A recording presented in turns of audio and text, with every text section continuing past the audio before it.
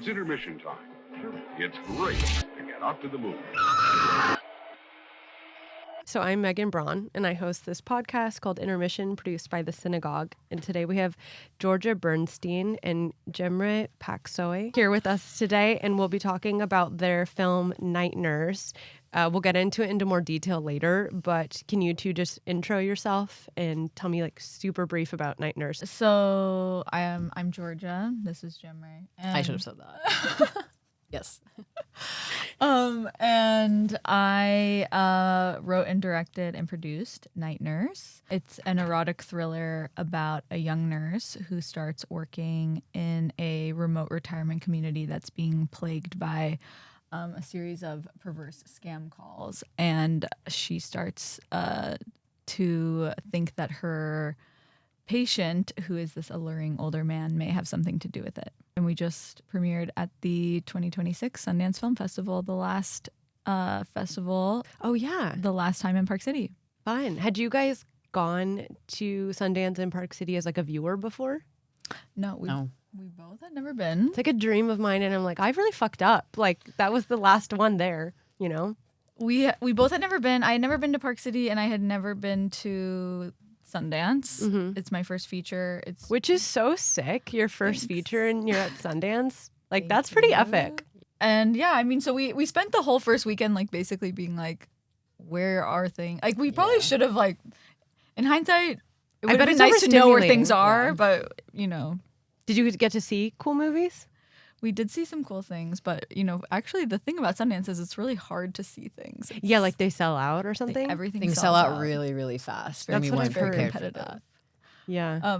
But we stayed for the whole festival, so we really we had a lot of time to Yeah. see stuff in the second half. Okay, wait. So, origin story of the two of you. I saw that you guys had your web series, Snuggler, and it started as like a web series, then became a short, but you two knew each other because you were coworkers. Did I make that up?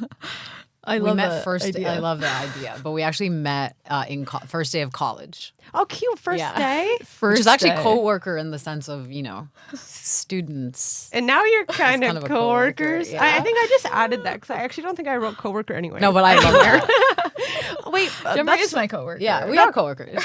I like that. Me cute. How did you connect on the first day? We like what was our dynamic? Yeah.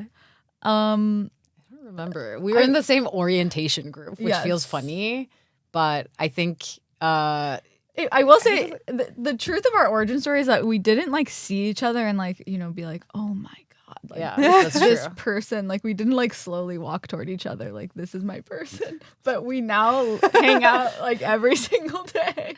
That's So sick. we live 5 minutes from each other. We're very enmeshed. Yeah. Yeah, when you guys said we live close, I just kind of I was like, oh, they live together. I know. Everyone assumes we live together, Yeah, that's and we speak in a way that doesn't make it clear that we don't. Yeah. But, but so it just yeah, happened really like it happened in a way that I don't remember how it happened, but it happened somehow Yeah. over the course of. yes, we became close while we were in school, and then over like the 4 years we were at Northwestern, and then we started making stuff together, and we just sort of we shared.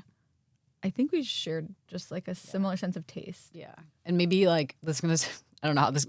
I think you become more yourself perhaps through college, and as you like, Yeah. especially graduate. And I feel like the more we became ourselves, the more our both like personalities and tastes became similar. That is. We start so crying. sweet. That is the sweetest thing I've ever heard. Anyway, And like, I'm thinking web series to short film. I mean, that trajectory, I guess not short film specifically, but like the web series to then a bigger project. I'm thinking like Insecure or Broad City or Totally. something like that. But then from web series to short film to then first feature at Sundance, I feel like that's kind of a fast trajectory now. It's funny because the truth of the true story actually is that we made the web series while we were in college, and then kind of like when web series were very kind of popular, and we really Or wanted like high maintenance. high maintenance, like we were very into, and we thought like we're gonna like go and make a it was show. sort of the cool. It was like the cool thing of the time, or a thing of the time, if Yes. not the cool thing. A thing. Yeah, we of won't the say it time. was cool, but I don't know if it was cool, but it was a thing Feels that was really happening. cool to me. That's really nice. And then we like had the opportunity to make it into a short film, and so we were like, okay, let's do that. And then Cemre is Turkish, and she was on a student visa, so we had like 1 year where we both lived in Chicago, and then she had to go back to Istanbul, and then we spent many years apart. Yeah.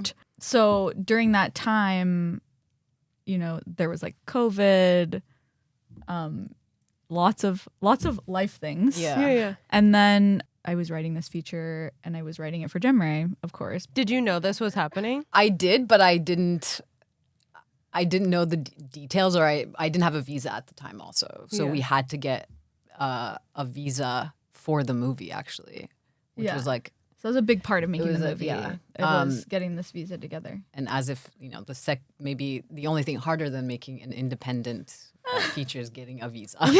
But we did it. But so I think I was trying to like not get my hopes up that it could Yeah. happen, but I also obviously really wanted to do it. Yeah. We were like basically being like, okay, we want to like we want to like make our dreams come true. Yeah.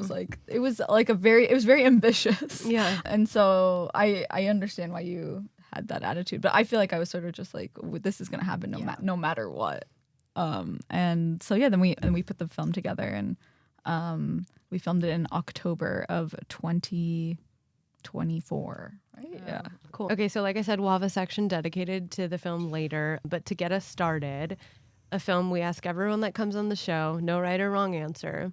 If you were to pick a film that describes your life right now, what film comes to mind? I was looking at a lot of father-daughter films, actually, because my dad is visiting. Fun. So I thought maybe somewhere, even though that's not necessarily my relationship Yeah. with my dad. And he's not in Chateau Marmont. He's in that was Glendale. the Coppola movie, right? Yeah. But I was like looking at a lot of father-daughter movies. I was like, maybe somewhere. I have two. One is Sunset Boulevard because I'm both characters and I'm like the older actress and like the young screenwriter who's like just getting to Hollywood because I'm from LA, but I just moved back like a year and a half ago. So I feel both. I feel I am both those characters. Yeah. You're new and old. I'm new and old. Yeah. And I'm jaded and not. Right. Starry, bright-eyed. Yeah. Wait, how does it feel coming back to your hometown? Were you from this side of town? No, I'm actually from the West Side. Okay. Is it weird to like be back I can't imagine going back to the Bay Area. It is actually amazing. I'm like, Cool. I'm very happy to be here. I love all the like bad things about LA that everybody hates. Like I love that the only thing people talk about is like the movies and like TV. I think that's fun. Yeah, you're like, wait, I love to talk about you. I like all the bad things. Cool. I love health. Look, I love health food. Yeah. That's true. Wait, my second movie, Oh yeah, I'm sorry. Panic Room, and I'm both Jodie Foster and Kristen Stewart, and my cat is the intruder in that he's holding me hostage in my own home. That's sick. I love that. That's so cool. That's a great answer and a great movie. And I love cats. Very, very cool. I've said this probably in multiple episodes. I need Kristen on this podcast so badly. I want to kiss her face. I love her. You bring her in just a kiss? Yeah. Yeah. It's my ploy. Yeah, that could happen. I've told Fair everyone I enough. have to ask her wife first, Yeah. but I will kiss her. Yeah. Okay, so now we're going to get into general movie tastes. If you can remember, what's the last movie you saw in theaters or streaming, or if you could remember both? Okay, we did Should it do- together. This is easy. We did. This yeah. is so easy. It's Pillion. We saw Pillion. I still haven't seen It's it. so good. and Maybe tomorrow I'll do Yeah, it. you It's definitely should. It's amazing. incredible. We both loved it. We Yeah. were flying high watching it and then leaving the theater. Yeah, it was so fun. It's amazing. really, really Cool. incredible. I So think good. that'll be my tomorrow activity. You have to go. Yeah. It's really, really, really good. So that's theater watch. Yeah. What about Oh. streaming? Streaming I think ours is also what we watched together. the La Ventura. yes, the Antonioni Yeah. movie. We watched it for a bit of research purposes. And it was. Have you seen that one? Frankly Beautiful. Like, That's on my watch Yeah. list. what's the last one you saw? In theaters Either, and yeah. streaming. Okay. Well, I guess like this is kind of cheating. Well, your film isn't streaming, but I was watching it on my computer. Hopefully one day. Oh yeah, Wuthering Heights would be my last in theater, Mm. and then my last streaming would be. I might be A Bronx Tale. I did a rewatch of A Bronx Tale. It might be that. Oh, I haven't seen it. I haven't Oh, seen it's that good. either. Good fashion in that movie. Oh, Not intentionally. It's Oh. just like clothes were cool. just cool then. Yeah. What is your earliest movie memory? Like, you're from LA, so I'm assuming you come from like a movie loving family, but did you guys grow up in a household that watched a lot of movies? I certainly didn't. Uh-huh. I don't remember. I think it was more when I got to maybe like high school that I discovered that like I can go and watch a movie or like watch one at home. Yeah. So I don't really have any from when I'm a kid. It feels like a very conscious effort for me to be like, I'm actually going to get into movies and Yeah. I'm going to watch like important movies. Because my parents really they liked action movies and rom-coms. Yeah. Which are awesome, like obviously. Yeah, But they're not wrong. I think I made a conscious effort to be like, okay, I'm going to like watch like important movies. It's fun to do that for the first time as an adult too, because you have so much more like a conscious effort, and so then you're a lot more present when you're watching, versus like there's a lot of important movies I watched as a kid and I haven't rewatched because I'm like, I've already seen it. Yeah. And then I don't entirely remember anything. Yeah. Like, I remember watching when I was very, very maybe like a toddler, and I still haven't been able to find this movie, but I have a clear memory of this is the plot I remember. And if maybe You don't know some the movie, movie. It's just I the don't plot? know the movie. Okay. This is the Oh, plot I okay. remember from as a child. And I think I'm a toddler, but I probably watched maybe like 12. I'm a toddler. This, you definitely weren't a toddler. I'm a baby. They're on a ship and they're hunting for a big octopus. Pirates of the Caribbean. Is that really No. They are hunting for a big octopus, but specifically octopus? it could be anything. Okay. I was a toddler. And This they is a dream. accidentally hunt the baby of the actual big octopus, and then the mama octopus. Is it animated? attacks the no. I mean, this is clearly like wrong. This is a like this is dream. clearly But this it's is a movie interesting for that this is the something memory I of claim. a movie. This is a shadow of a memory of the first movie Yeah, I yeah, saw, yeah, but yeah. it's clearly wrong. And No, I'm probably gonna was like a Google nightmare it. I I'm saw. gonna Google it. I've tried. I would love for you to find it. I love that story. My family loves movies, but they love like my parents like to watch like new movies. Like like when I was in high school and growing up, like we would watch like the movies that were in the theaters. Yeah. And so I feel like I'm like a movie person that came to movies like late, in that I became like a cinephile in like literally like after college. I feel like I don't even feel like it was like through like my studies. But I have a funny memory of watching whenever Benjamin Button came out.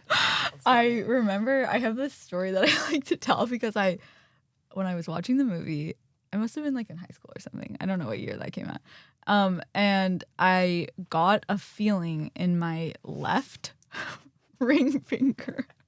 Like I had like a weird feeling. And Like, while you were watching? yeah, and I was like, "Oh my god, this movie's like so good. Like that's probably why like I'm getting this feeling." And I was like, "Oh, I should be like a critic because every time I watch a good movie, it'll be like my finger will hurt, and I'll be You'll be able to tell that it's good. Like it's like Mean Girls with like it's raining with her. yeah, boobs. it's gonna be my finger." And I was like, It's "I so should be a critic." And I like have this distinct memory of like being in the theater watching Benjamin Button and being like, this is an important movie. You're like, I'm That's onto pretty something. That's a formative movie watching experience. That's awesome. Since both of you are coming to movies later in life, I'm curious, like, then how is it you're getting into acting? You're like, it's time to make a feature. Like, did you guys study those things, or it's like self-taught journey? Like, how did this happen? I consider myself like very completely self-taught. Yeah. I didn't go to grad school. I don't have an MFA. And I learned by just like making stuff. Yeah. Learn by doing. Yeah. I think that was my college's slogan or whatever. Yeah, unfortunately I did do that. And you know, it's like less like prestigious to like do it that way, but it is. I did like Who cares? I'm just I curious. don't think so. But yeah, who cares? I learned a lot, and so it basically it was that I was okay. There's like a longer version. Cemre and I both were in the same acting class, Mm-hmm. and we were at Northwestern. It was like a 3-year course. It's like because they like to think of it as like kind of a conservatory. And we had this really old school acting teacher who told me that I wasn't good. What? And she was like, "You're not good." And she would make me like play. But then you had to continue for the rest of it? Yes. That's like kind of brutal. Yeah, it was really crazy, but honestly, very formative. At the time, it was like devastating, but I genuinely think she saw me clearly. That's a cool takeaway. And then I started making stuff, and we made our web series. And Did she tell you you were a good actor? No, but she didn't say anything. she didn't say you were bad. She didn't say I was bad. Okay. But she didn't say I was good either. I knew I wanted to write and direct and produce, but it felt like such a crazy thing to want to do. Mhm. Like it felt like a very insane dream. Yeah. So, you know, for a long time I started producing a lot, and a lot of opportunities came my way to like produce. I produced 2 micro budget features, and then like through those experiences, I think I just got the confidence to actually make something. And I was just like, I had a lot of experience, and I was just like, okay, I can actually like do this. Cool. And then I had the script, and then we got the visa, and then we made the movie.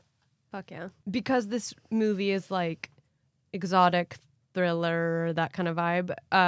What are the, like, is that a genre that you would typically watch? Because sometimes I see people create, direct, or act in films that are like not really what they're actually consuming or watching at home. You know what I mean? Yeah. So like, what are the types of films you guys are drawn to? Do you have like director North Stars or acting North Stars that you're like, this is the pinnacle of my taste?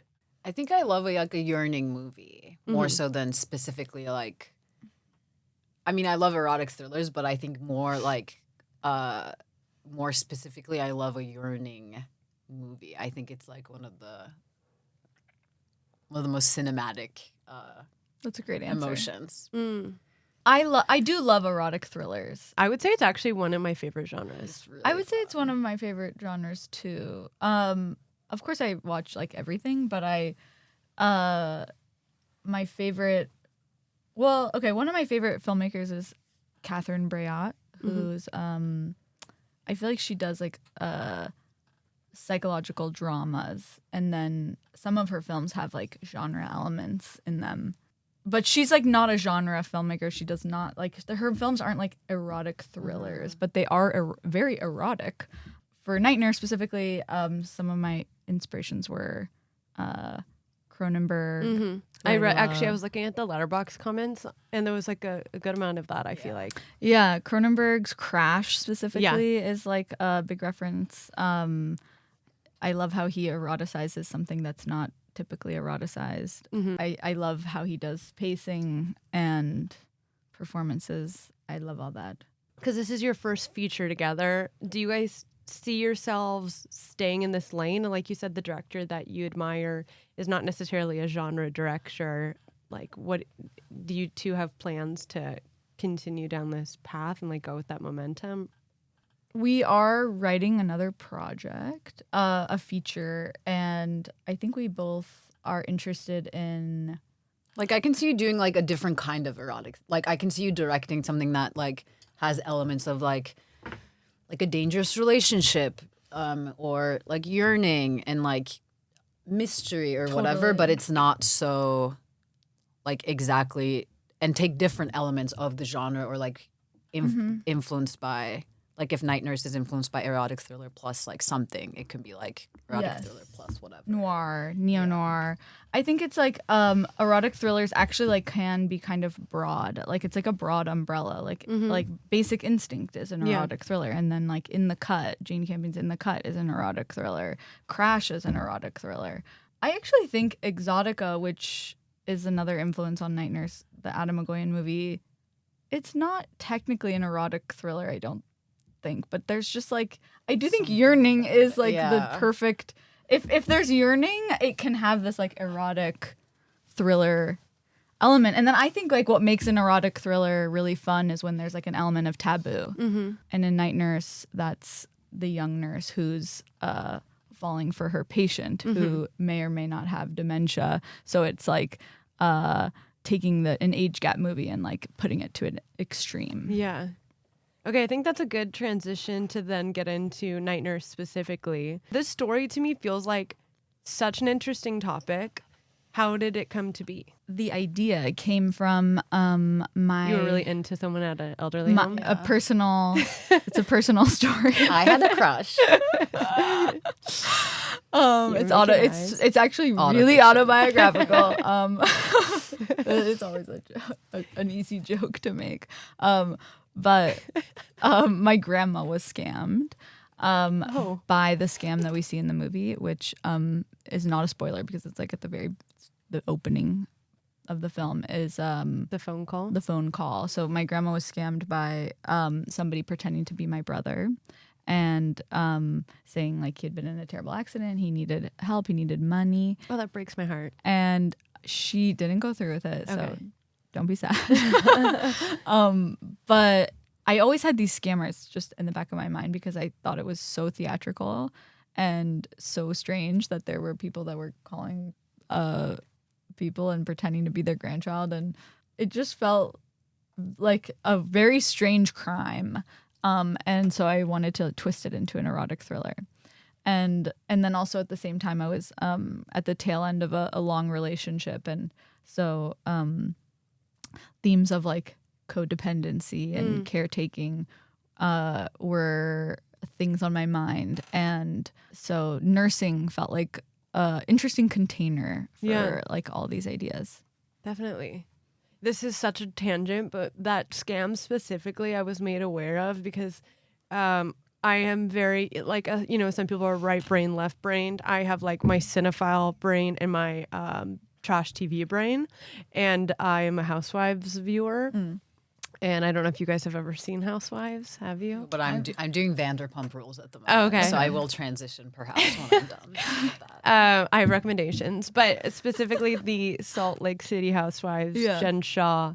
She went to prison, but she built her empire on like that. So awesome. Like a company of people that scammed elderly people, I believe. Oh, interesting. Okay. She had a company of people that were doing that. Yeah. Isn't that crazy? Night Nurse. So I didn't even know. Night Nurse too. The Jen Shaw. Yeah, she's out. She's back in the real world as of like very recently. Check her out. Interesting.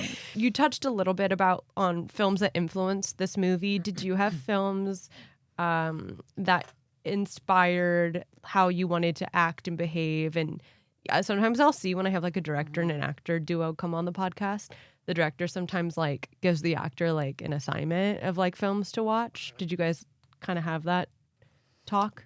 Yeah, I watched a couple Catherine Breillat movies, which again, as Georgia said, was an inspiration. 3 Women was another one that was like, I guess both an inspiration performance-wise and the movie-wise too. Well, so it was like Sissy Spacek in 3 Women, and we would talk about her, and then the actress in 36 Feet, who I don't remember her name, and then Isabelle Huppert, and like we would sort of like when we were doing prep, we would kind of like swing between those like references. I think when you have like multiple references, it always just like ends up being its own thing. Yeah, because it's like impossible for you to like come in and like be Sissy Spacek. Yeah. It's like she's too good. No, I saw it. That was like I was like, wow, this is. I mean, but it becomes its own thing, and like I also think something we talk about sometimes is like that we shot the film in my grandmother's real house, and the house is has this like out of time feeling where you feel like you're stuck in time. And I think Cemre's, and we shot the whole movie on a dolly, and so like the movie kind of has this like really slow pacing. Yeah, I almost feel like I sometimes was like trying to match the dolly's maybe like pace and movements, and so that kind of like that's not something we had talked about so specifically, but kind of immediately became obvious to everyone and like worked really well to like just kind of like be in sync with that like pacing. And some people have called her performance animalistic, which I like think is very cool, because she's often like sliding against a wall or crawling to a couch, and like I think she does a lot of beautiful things with her body. Seeing an audience reaction to your film live, like at Sundance or whatever, was there a moment that made you guys see the story or characters in a new light? Like people gasping or laughing or reacting at moments where you're like, that's not what I thought would happen here? Well, it is my my biggest takeaway of like having the film go out into the world. And of course, it's only really the audience at Sundance has seen it, and then I guess everybody who watched online, is that basically you become so desensitized to the movie, and this is only speaking for me because no, I think it's true. I'm so desensitized to it. It's like I watched it every day for months, and then like desensitized as in the reactions that are meant to happen you're not having anymore. I guess I kind of like forgot that the movie could be like a little bit controversial, or like I see, like the strangeness. I had forgotten that it was strange. And I would joke that I thought it was a crowd pleaser, which I still stand by. So I think it was like a fun surprise to be like, oh yeah, actually like we did make something that is like really saying something and is strange. But it is funny, definitely, to like hear what people. We only sat through the premiere, basically, but our producer sat through several, and she would tell us like what people laughed at. And it is true that some things that people laughed at, I was surprised that they did, and some things that they didn't laugh at. But I guess that's also like sometimes on set you think something is so funny. Maybe I still have a shadow of that. Yeah. It's not about the movie, but maybe I'm like the moment like, making it or whatever. Maybe, or like us using that as like an inside joke or whatever. But obviously an audience has no context for that, so they to them it's like maybe not funny or something else is funny, whatever. But it is a little like jarring to hear and like someone else have a reaction to it, I guess. And Cemre watched it. She's only watched it twice, actually. Once right before the festival, and then second time at the festival. Yeah. I was very like I couldn't hear when I watched it, as in like I couldn't hear. She doesn't like to watch herself, which I think is very respectable. But she was very much by my side through it because she like had the whole thing memorized. So I would like when we were in the editing process, I would tell her like she would watch it with the laptop turned away. How funny. And then I would say like, okay, in scene 51, like we have to do this, blah blah blah, and she like would know exactly what I was talking about. How funny. I like that a lot. Yeah. Very intertwined, you two. Okay, so this game is called Film Scenario. I'm going to give like a specific moment, and then you tell me a movie that fits with that. So it's very like a loose connection. I was wondering what the game was going to be. This is a hard one. This first one is a movie that feels like 2 a.m. Oh, you know what I'm thinking of? Thief, the Michael Mann movie. It's an amazing soundtrack also. That's very like, I'm driving, it's 2 a.m. Incredible score. Great answer. Great answer.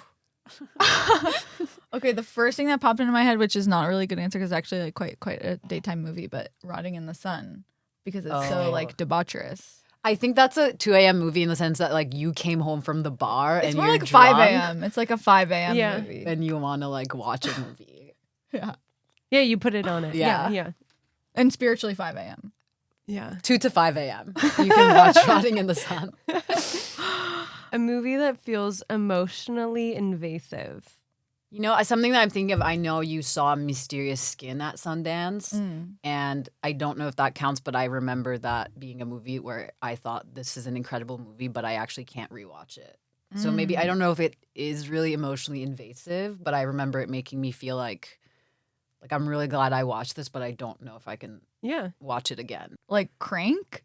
Oh my God, that's a good one. That's like emotionally invasive because it's like really like crazy in your face. Yeah. It's like Overstimulating. it's overstimulating. Yeah, So that's like totally. emotionally invasive in a You're like, different way. whoa, it like, yeah. I guess in that sense, maybe like Safdie movies, perhaps. Oh yeah, like totally. sort of- Thank God we have Oh, each if other. I had legs, I'd kick you. That feels Oh, like that. that's a great one. Yeah. Where you're like, oh my God, like you really are in it with her. Yeah, that So is a it's great one. invasive to her, but you're so in it with her And that it feels yeah, invasive to you. The filmmaking is intentionally making it invasive. Yeah. That's actually maybe the perfect answer. Wow. We got there. Okay, a film that makes you. Oh, there we go. A film that makes you feel complicit. Night Nurse. I mean, the first one that comes to mind is like Funny Games, but I think that's a little, maybe that's too on the nose. Mm-hmm. Okay, I'm gonna say a movie bro answer. Say it. Honeymoon Killers is amazing movie. Also a reference for Night Nurse, and is I think the audience is complicit in that the crimes become like increasingly so horrible, and then like the final crime is like awful. I won't spoil it, I guess. A film where desire becomes dangerous. Belle de Jour, I would say. I'll do In the Cut. I think that's a great one. You know what? Not dangerous, but Titan, I think, is like a good example, actually. Yeah. A movie that feels like fluorescent lighting. Killing of a Sacred Deer. I Oh, immediately that's- thought yeah. like Yorgos Lanthimos. I guess that's also they're in a hospital, so. I go hospital. Yeah. Hospital movie. Cuckoo's Nest. It's funny that You're you're going starting me. hospital because of like Night Nurse, but when I'm thinking fluorescent lighting, I'm thinking like Drive. colorful. You know? Oh, interesting. Like I'm thinking like neon colorful, lights neon. and Yeah. Is But a what- neon light a God, fluorescent now light? I'm thinking. I don't know. What Oh, about you- Manhunter? Oh, that's Like great. really. I That's think great. that's Michael like, Mann. Yeah. Cool. I guess I'm Now only you're going referencing neon. Michael Mann, but now I'm going neon. Yeah, I you love went Michael full on Mann. neon. Yeah. And I think that's right. Feels right. Colorful. We love color in movies. To wrap us, I want to ask you guys, what movie comes to mind that if the viewer enjoyed this movie, they would enjoy Night Nurse when they are eventually able to see it? If you enjoyed Pillion, I think you'll enjoy Night Nurse because we were saying how much we liked Pillion. I really think of Three Women now. Yeah, But if I you think like Three Women, Women, you might like Night Nurse.